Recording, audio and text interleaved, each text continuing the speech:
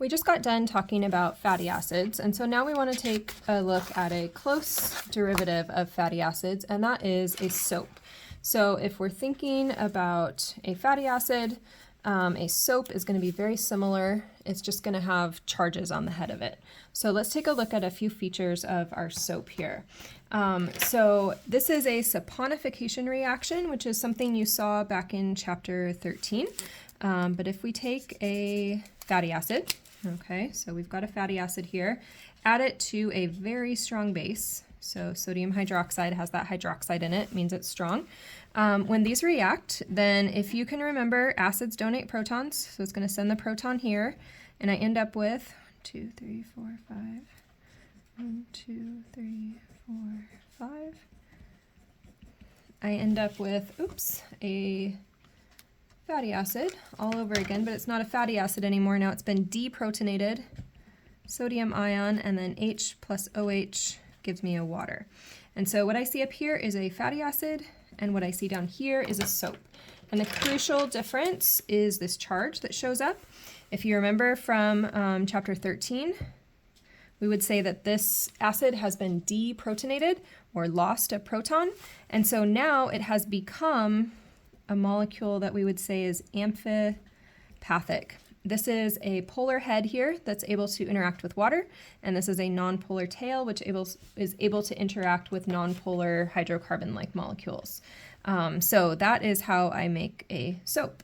So now that we have the structure of it, let's talk about the properties. So because this is charged now, so the charged soap molecules have some new features. They are much more water soluble. Remember, charges do that.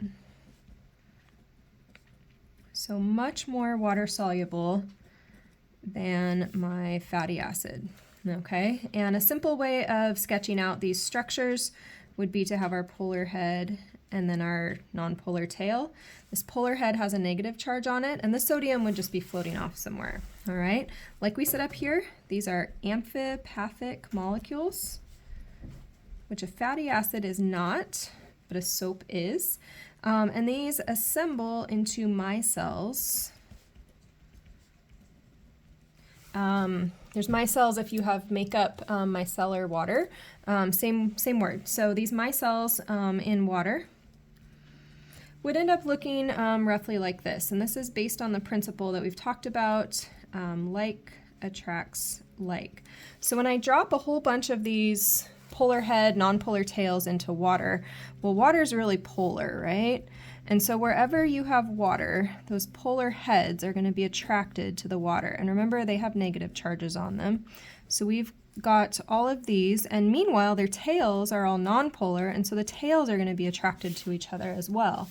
So on the exterior here, where the water is, I'm going to have attractions, hydrogen bonds, or sorry, not hydrogen bonds, ion dipole attractions between the water, positive H's and the negatives here. So I'm going to have those attractions. And then on the interior, here I'm going to have nonpolar CH molecules. So this would say be attracting like grease or oil if you're, say, doing the dishes. And so all of your oily nonpolar things get stuck on the inside of the micelle. Your charged heads out here,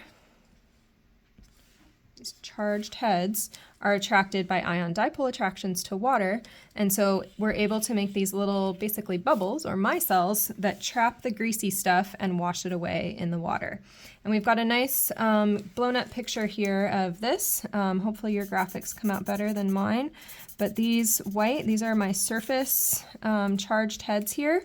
And then inside here, this is where all my carbons and hydrogens, my nonpolar, greasy, oily kind of lipids are trapped in the middle. And these are my little negative heads. So you can see kind of a textbook version of it and also be able to draw here. So from my partial positive hydrogens to the negative heads, we have ion dipole attractions. So that's a glimpse of how soap works, and there's a good video online for you as well.